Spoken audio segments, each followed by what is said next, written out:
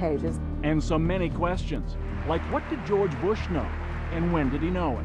I saw an airplane hit the tower of a TV. You know, the TV was obviously on. We'll show you why the president couldn't have seen what he said he saw, and why there's still so much suspicion. The attack was made with another method. Tonight we'll go beyond the conspiracy theories to reveal some startling facts. Facts you likely have not heard before. And now, Bob McEwen.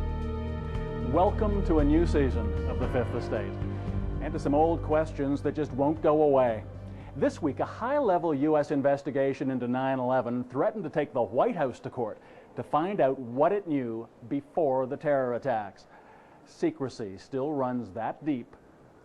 What really did happen on September the 11th? Did airliners follow homing beacons into the World Trade Center? Was the Pentagon struck not by a jet, but a missile? Was there a close link between the Bush and bin Laden families? And could that help to explain the failure to avert the attacks? Well, as we'll show you, the answers there are no, no, yes, and perhaps. But with so many questions still circulating in our murky post-9/11 world, an entire industry has grown up peddling answers. Conspiracy theories, at once both far-fetched and enticing. We've investigated, and what we discovered may well surprise you, because once we dug past the 9/11 myths, the facts we found were in their own way just as troubling. September 11th, 2001, Lindsay, Ontario, just after 8:45 a.m. The morning was unfolding as usual at the local jail on Victoria Avenue. Inmates back in their cells after breakfast, when it happened.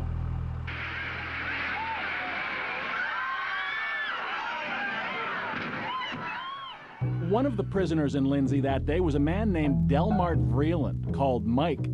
You've likely never heard of him, but to many, Mike Vreeland has become a symbol of what we know about 9/11 and what we don't. Michael Rupert knows all about Vreeland, a former Los Angeles cop turned 9/11 investigator.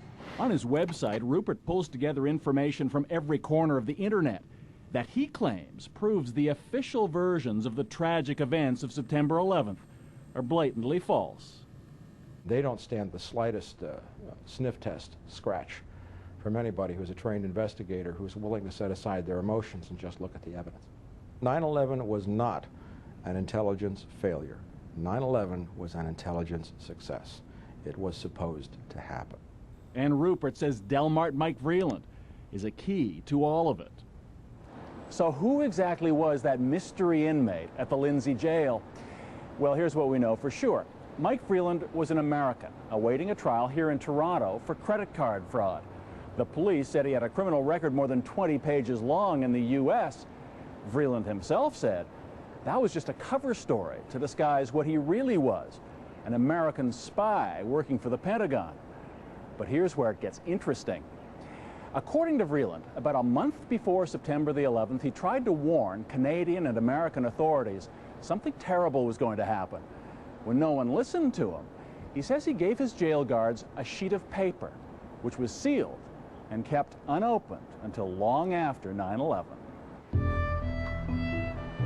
That October, at a Toronto court, Vreeland's lawyers entered a sheet of paper as evidence. On it were various words and phrases, including World Trade Center, Pentagon, and what they said was bin Laden. They insisted it was a list of 9/11 targets that Vreeland had uncovered and had been trying to warn the authorities about. In court, police and prosecutors described Vreeland as a career con man, and the judge found no basis to believe his claims.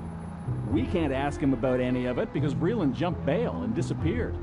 But on the internet, he remains a poster boy for those who believe September 11th was planned as an excuse for the American war on terror. The moment in time when the world accepted that the intelligence justifying the invasion of Iraq was a lie, that we were sold a war on false pretenses, then 9/11 has to be on the table too.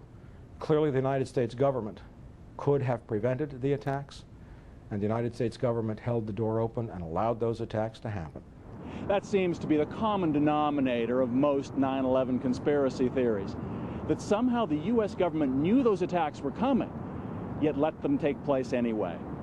But there is one man who goes well beyond that, who because of it has become perhaps the most infamous conspiracy theorist of all. His name is Thierry Meyssan, and his book about 9/11, The Big Lie, was a bestseller in Europe. His website lays out a conspiracy theory that challenges the official story of the September 11th attack on the Pentagon.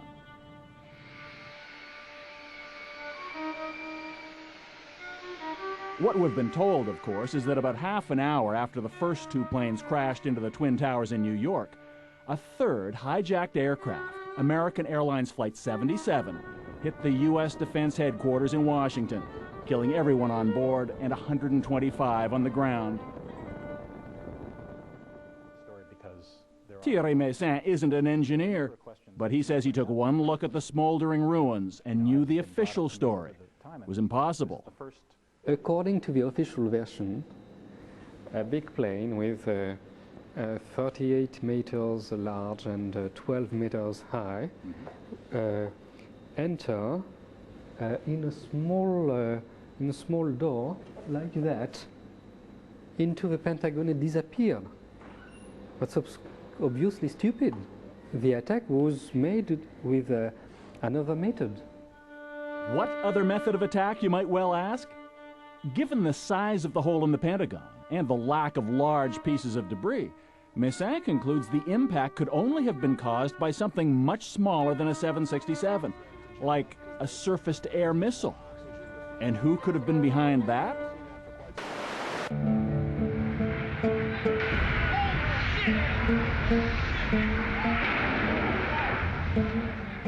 The same people responsible for the destruction of the World Trade Center, says Meyssan.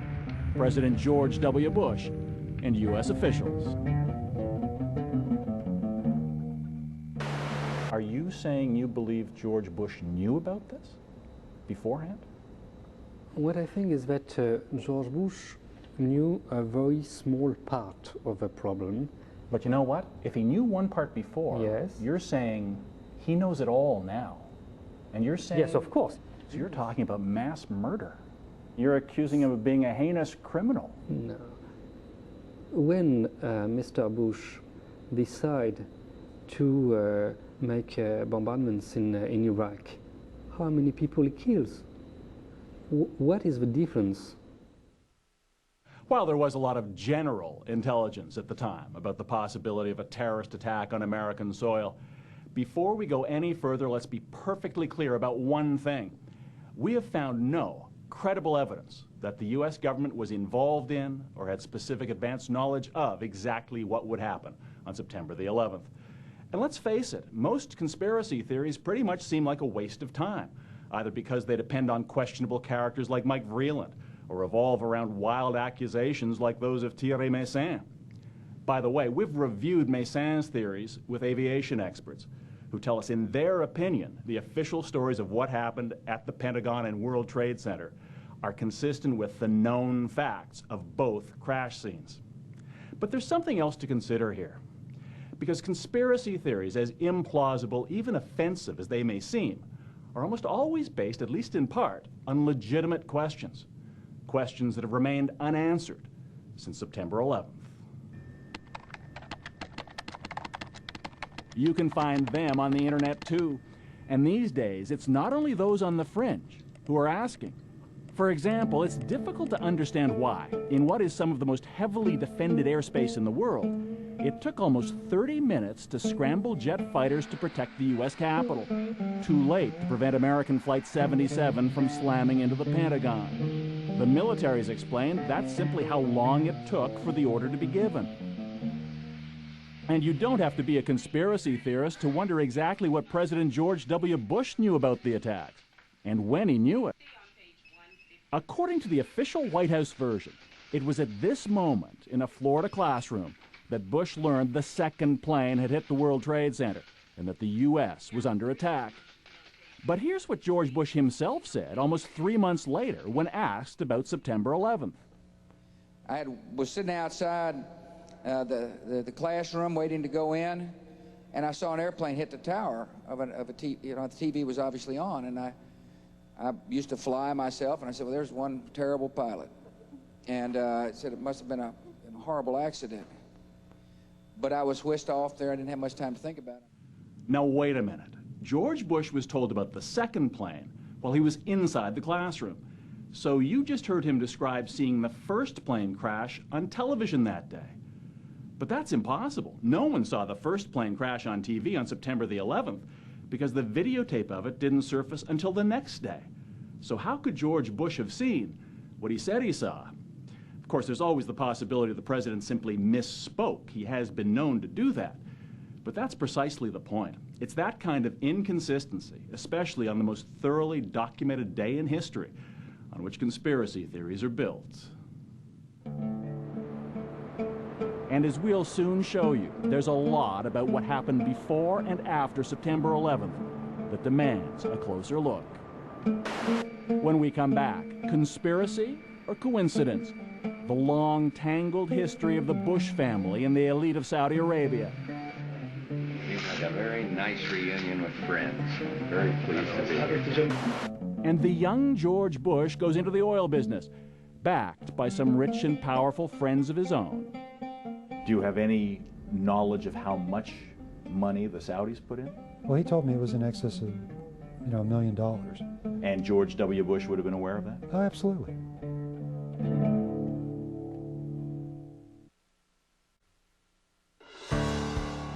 And now we return to the Fifth Estate. Think of it as a conspiracy theory true or false test. A, when George W. Bush started his first oil company, who helped fund it? Osama bin Laden's brother and brother-in-law. True or false? B, after a terrorist bomb at a barracks in Saudi Arabia killed 19 Americans, who got the multi-million-dollar contract to rebuild? The bin Ladens. True or false? C, on the morning of September 11th, 2001, who was in a meeting at the Ritz-Carlton Hotel in Washington? George Bush Sr. and Osama bin Laden's brother. True or false? Actually, the answer could be D, all of the above. Because believe it or not, as far-fetched as they sound, each and every one of those things, the bin Laden link to the Bush Oil Company, the bin Laden construction contract after the terrorist bomb, and the bin Laden-Bush meeting on 9/11, is true. And what that means is that on that awful morning 2 years ago, the day everything seemed to change, the world was already a far more complicated place than most of us could even imagine.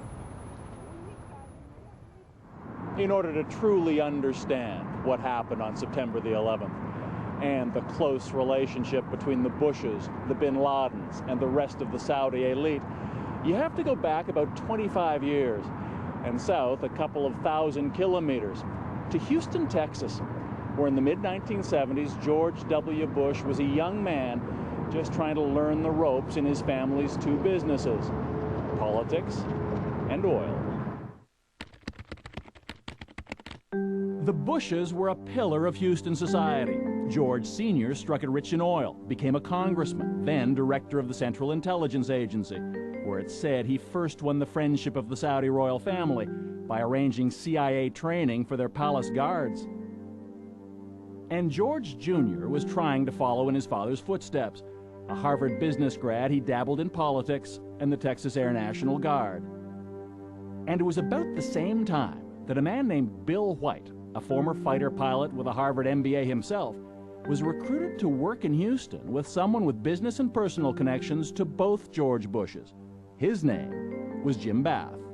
This fellow, James R. Bath, needed someone to run a series of real estate companies that would be grub-staked by not only the political families, but also by some foreign nationals, the Saudis. And so I came down on an interview and met Jim. They opened an office in downtown Houston, where Bill White became Jim Bath's partner and confidant. But White says Bath spent most of his time dealing with his foreign partners, a wealthy Saudi family, the bin Ladens. He also ran a company in the same building called Bin Laden and Associates, which Jim explained was a procurement company for the Saudis. He bought a bank for them, he bought an airport for them, he started an airline for them, among other ventures in Houston, Texas. Now, at that point, had you ever heard the name Bin Laden? No, I had not. Meant nothing to you? Meant nothing to me. But in Saudi Arabia, the Bin Laden's name meant a great deal indeed. They owned one of the largest Saudi construction companies. They were advisors to the royal family. They were the second richest family next to the royals, with billions of dollars to invest abroad in places like Houston, where the Bush family lived. They moved into this estate in one of Houston's finest neighborhoods. A Bin Laden brother named Salam Bin Laden, and a brother-in-law, Khalid bin Mahfouz. Mahfouz was also one of the Saudi royal family's bankers.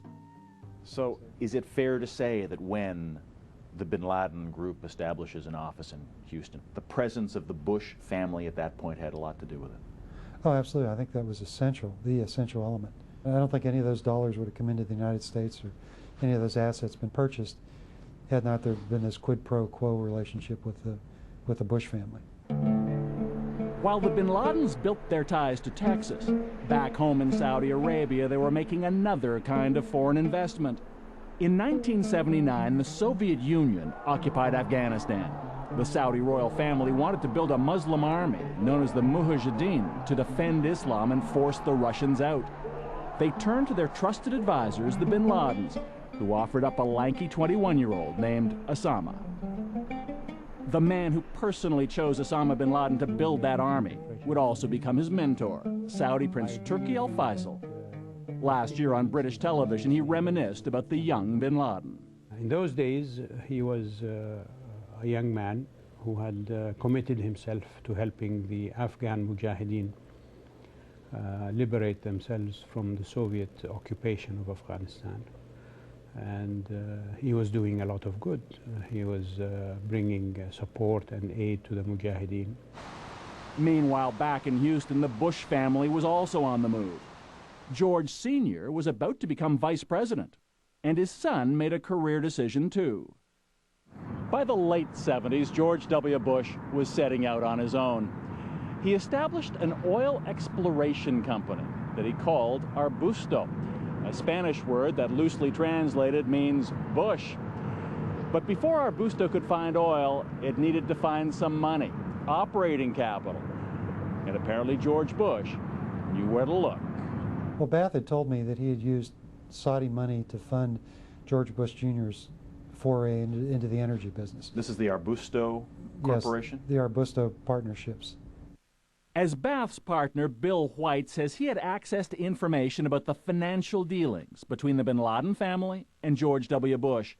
He later obtained Bath's personal financial statements when the two had a falling out and became involved in litigation. On schedules that show his partnership interests, he shows a personal partnership interest of $25,000 invested in Arbusto 79 and another $25,000 investment in Bush 80. But according to White, that share was only Bath's commission for investing the Bin Laden's money with Bush. Do you have any knowledge of how much money the Saudis put in?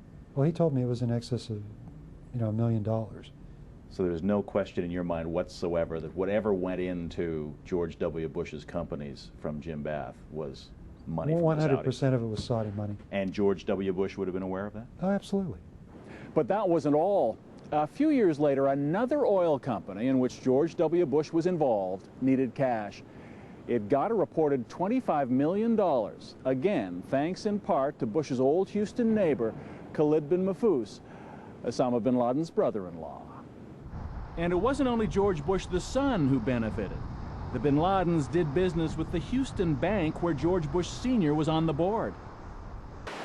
What time is it? Victory time. This is the non-political part of this. Come on.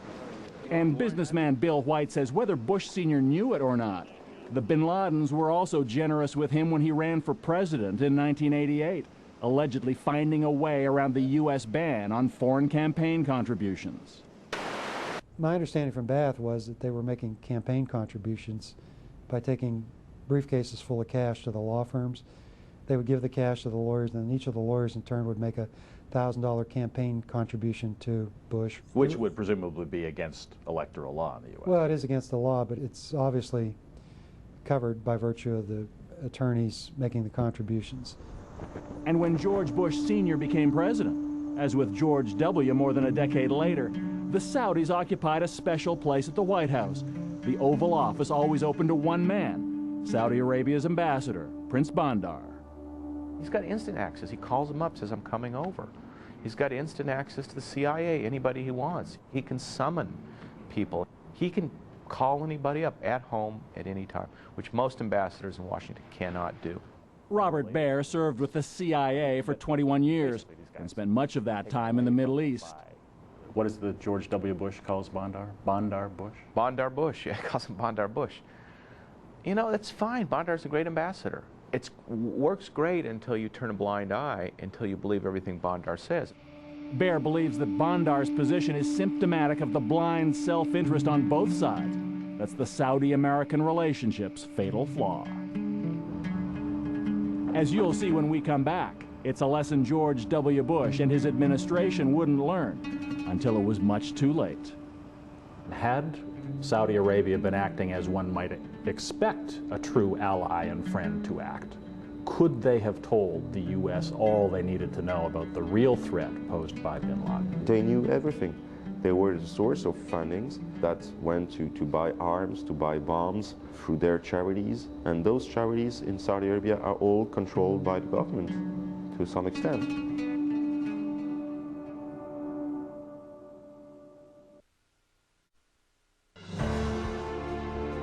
And now we return to the Fifth Estate. Ladies and gentlemen, America's first combat pilots. It was 1991. The Gulf War was over. American troops had defended Saudi oil fields against Saddam Hussein. Now the U.S. could continue to enjoy the economic security which came with all that Saudi oil. It was essentially the same deal George W. Bush himself made when he did business with the bin Ladens in Houston. One side got a powerful partner, the other oil and money. Former CIA agent Robert Baer. The United States depends upon Saudi Arabia for its oil production. Saudi Arabia also recycles all the money it makes off oil in the United States and puts trillions of dollars in our banks. It pays for presidential libraries, anything you can imagine. And the Clinton White House wasn't immune to Saudi charm either. It was difficult not to give the benefit of the doubt to the biggest buyer of American military hardware with the deepest pockets in the stock market, not to mention the world's largest oil reserves. Which is why after George Bush Sr. left office and became a senior advisor to the powerful international investment firm, the Carlyle Group, he paid a number of visits on their behalf to his good friends, the Saudi royal family and the bin Ladens. A very nice reunion with friends. I'm very pleased to be. They soon became Carlyle clients. Incredibly, on September 11th, Bush and the head of the bin Laden family would be at the same Carlyle Group meeting in Washington, just a few miles from where Osama bin Laden's hijackers would attack the Pentagon.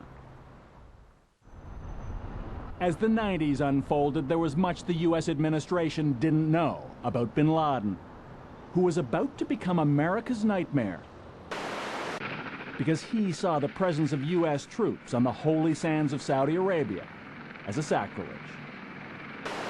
Osama bin Laden was an ally of the United States through the 80s. He was killing Soviet soldiers. That's what we wanted. Now, what happened later on in the 90s is the Saudis, who certainly had good intelligence on bin Laden, were not telling us that bin Laden had chosen a new enemy, and that was the United States.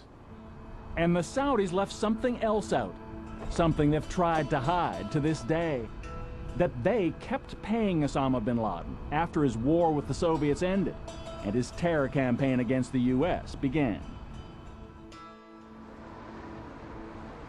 The man who has uncovered the proof of that is Jean-Charles Brissard. He investigated al-Qaeda's finances for the French intelligence service well before 9/11 and he's been following the relationship between bin Laden and Saudi Arabia, especially with his mentor, Prince Turki, ever since. He was helped by the kingdom, and this support lasted for years. So Turkey, for instance, was the one who met regularly with bin Laden in Afghanistan. Oh, until very recently, until '98, I think the last time, for at least 3 or 4 times, who sent him checks, full suitcases of money, trucks. All that suggests that he was clearly supported by the Saudi government itself.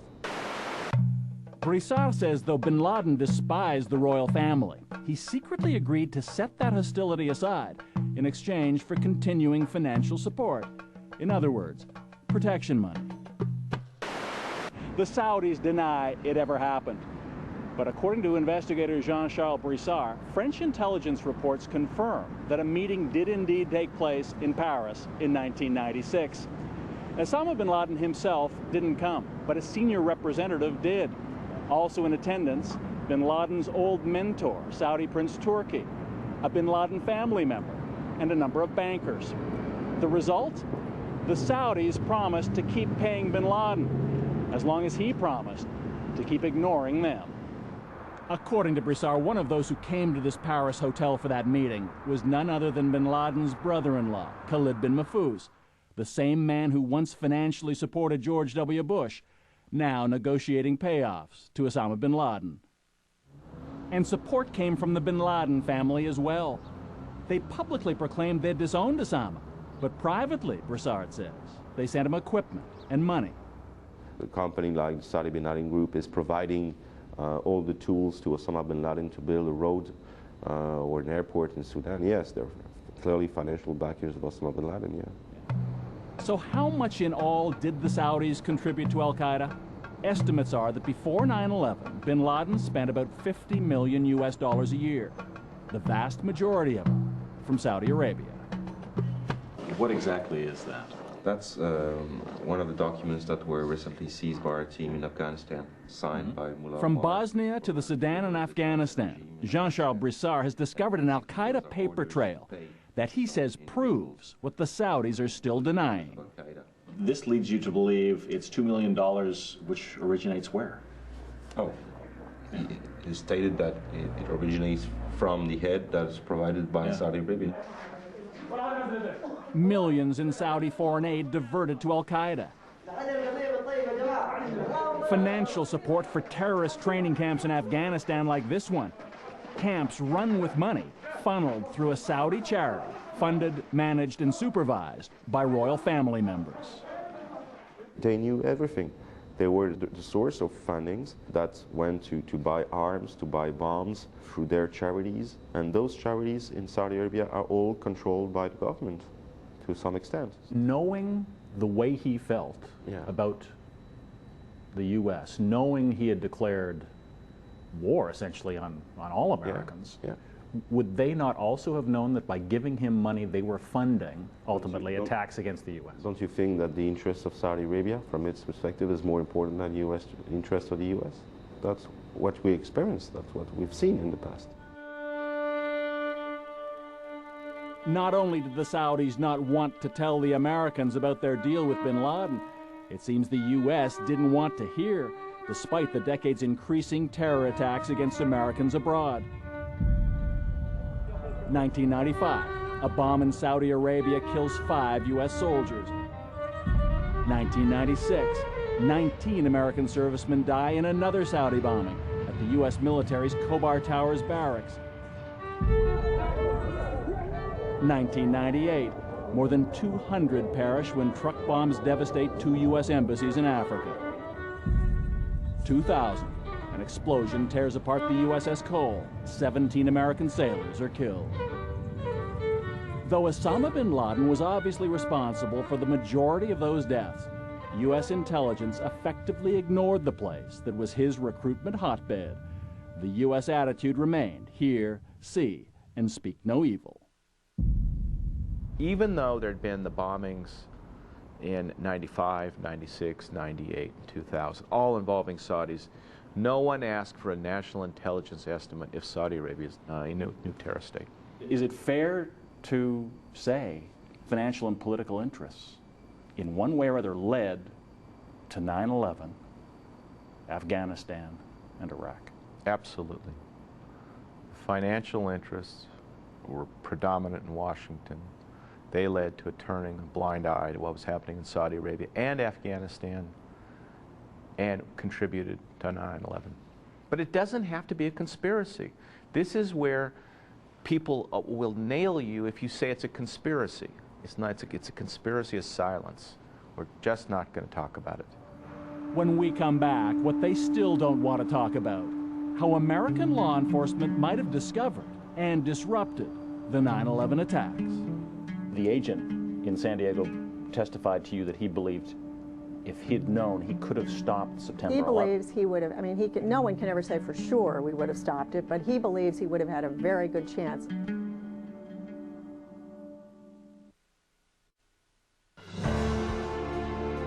And now we return to the Fifth Estate. Mere minutes after the September 11th attacks on the World Trade Center and the Pentagon, the Federal Aviation Administration ordered the grounding of all civilian air traffic in the U.S. Travelers were stranded across the country and around the world. 48 hours later, September 13th, an update. Private flights were still prohibited. To take off required government approval at the highest level. That morning, Prince Bandar of Saudi Arabia visited the White House. And later that day, something unusual began to happen. Despite the blanket aviation ban, several private planes, from Learjets to a 747, were cleared to depart from various U.S. cities. On board were dozens of the Saudi elite, almost every one a bin Laden or a Saudi royal. Meanwhile, Elizabeth Alderman was desperate to find a way from Paris to New York, where her son Peter was missing. The bin Laden family, whoever was in the United States, got safe passage home, and I couldn't get home to be with my children. Other families couldn't get to New York, who lived far away, to even begin to look for their children. At this point, we didn't know who was alive or who was dead. I couldn't get home, and the bin Laden family were all able to get home. To this day, the Bush administration has not even confirmed the existence of those flights to Saudi Arabia, though Saudi diplomatic sources have been quoted as saying approval for them was granted at the highest level. That the exodus to Saudi Arabia happened at all is one thing. But then there was the investigation that took place before the Saudis departed. It seems there was none.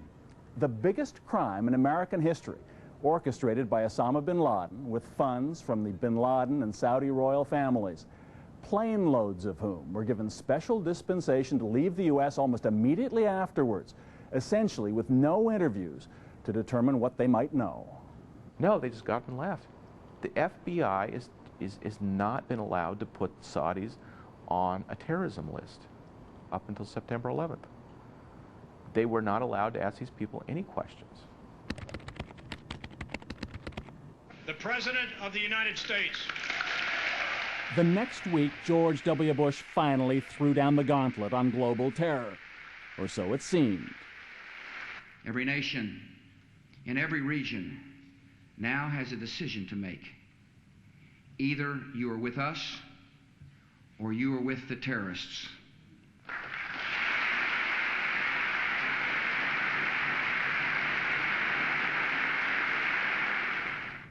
By then, the Bush administration knew that despite years of Saudi reassurance, 15 of the 19 hijackers had been Saudi nationals. So in the terrible aftermath of September 11th, surely it was now time to track down those who provided money and support for 9/11 wherever they might be. Right? Wrong again, according to former CIA insider Robert Baer. When George W. Bush says, terrorists, those who harbor them, those who give support to them, are our enemies. That's obviously not true, because everybody that financed September 11th is currently in Saudi Arabia and free. I mean, it would be sort of like if bin Laden had said, well, you know, it's just a coincidence my guys happened to run into your towers. Are we just going to leave him alone? In the past 2 years, the U.S. has relentlessly prosecuted its war on terror.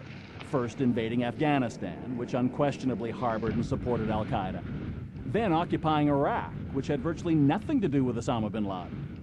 But despite all their with us or against us rhetoric, the U.S. has given Saudi Arabia, which spawned the mastermind, the manpower, and the money for 9/11, a free pass. The CIA, for example, ignored intelligence about the hijackers gathered by a number of foreign countries before and after September 11th.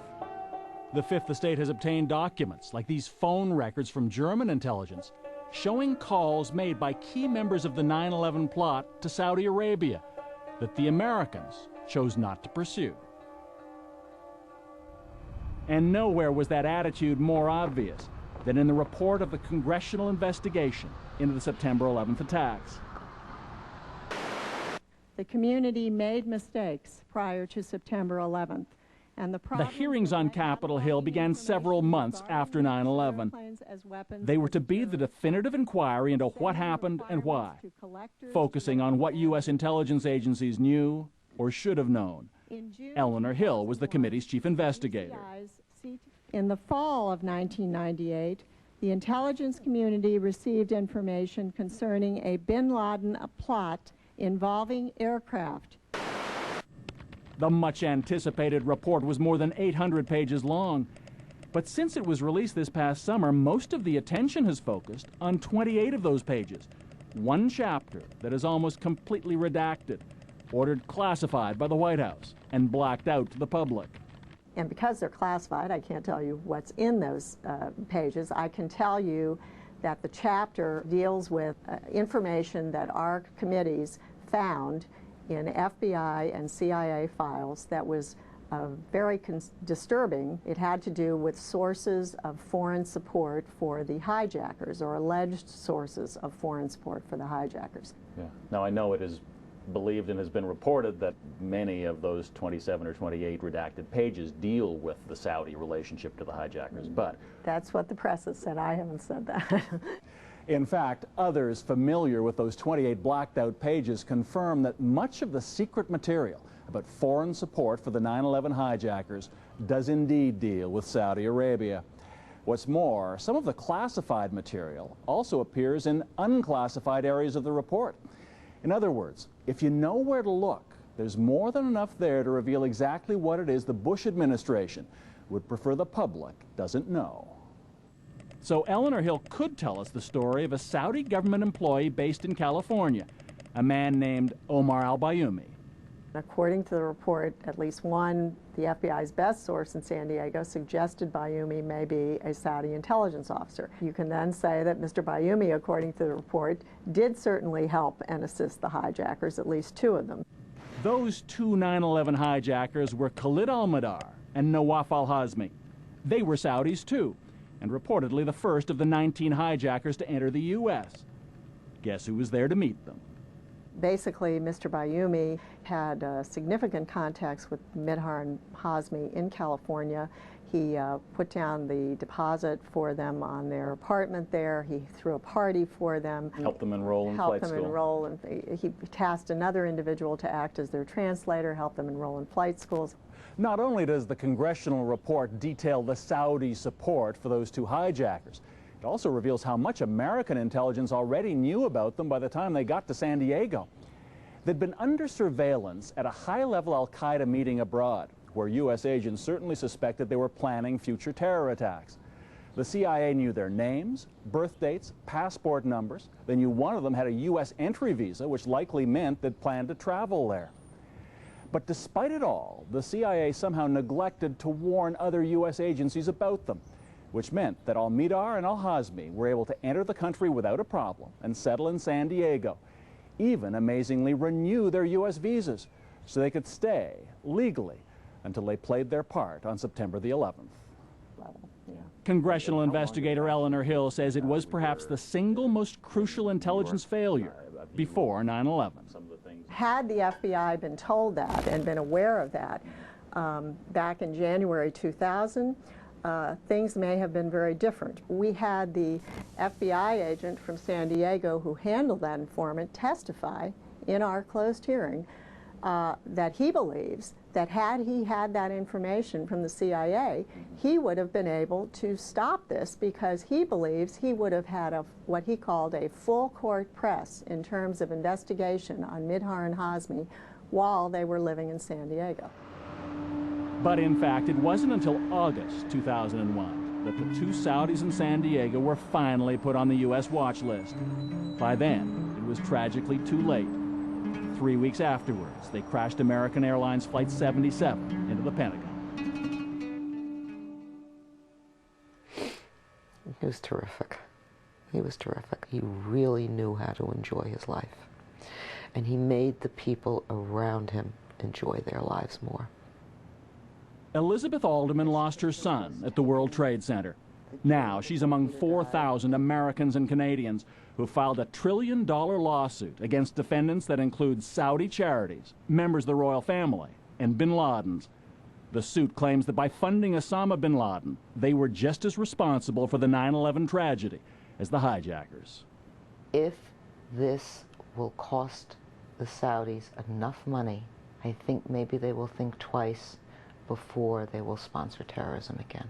I think that if we hadn't brought this lawsuit with the larger number of people that are involved in the lawsuit, that it would have taken a very long time for the name of Saudi Arabia to even be mentioned by our government. Elizabeth Alderman's life has changed in many ways. For one, she says, she's never been as suspicious of her government as she is now. I'm not a conspiracy theorist, but I certainly can understand why people would believe it, because it doesn't make sense. An awful lot of the way I look at life is things have to make sense. I may not be knowledgeable in a particular area, but I know when things don't make sense. So has all of this made any difference whatsoever in Washington? This past summer, U.S. senators held a hearing on the financial support of terrorism. They asked government officials to provide the names of the Saudi charities and individuals who've been investigated for funding al-Qaeda. I know the chairman tried very hard and others have tried very hard to get this information, so let me try again. Okay. Are the names of those entities classified? The names classified that you have recommended for listing? It's a yes or no question. The names themselves are not classified. Then I think you ought to present them to us today. I don't have them with me. Senators were promised they'd get the names the next day. But overnight, the Bush administration classified them. That list, with the names of the Saudis suspected of financing Osama bin Laden, would not be made public after all. An individual that was affiliated with... Call it a conspiracy, or call it the way of the world, but the long relationship between the Bushes, the bin Ladens, and the Saudi royal family has shaped the times in which we live before and after September 11th. For better, for worse, and for whom? You be the judge. Naturally, we wanted the Saudi perspective on all of this and tried repeatedly to get it, but we were turned down. The Bush family and the White House have also been silent on the subject. But there's a lot more information connected with our story on our website, so go to cbc.ca/fifth and read on. And next week, Lyndon McIntyre will have this report. It was called Operation Avalanche. In a wealthy suburb of Fort Worth, Texas, police crack a multi-million-dollar internet pornography business and discover a booming international trade in sexually explicit images of children. We knew that we had subscribers not just from Fort Worth, Texas, but throughout the country, internationally. Avalanche revealed the names of more than 2,000 Canadians. But while Canada has sweeping laws against child pornography, the police are having a hard time enforcing them. There doesn't seem to be any political will to do anything about it. It's frustrating. Avalanche, next week on the Fifth Estate. I'm Bob McEwen. For everyone here at the Fifth Estate, thank you for watching. Good night.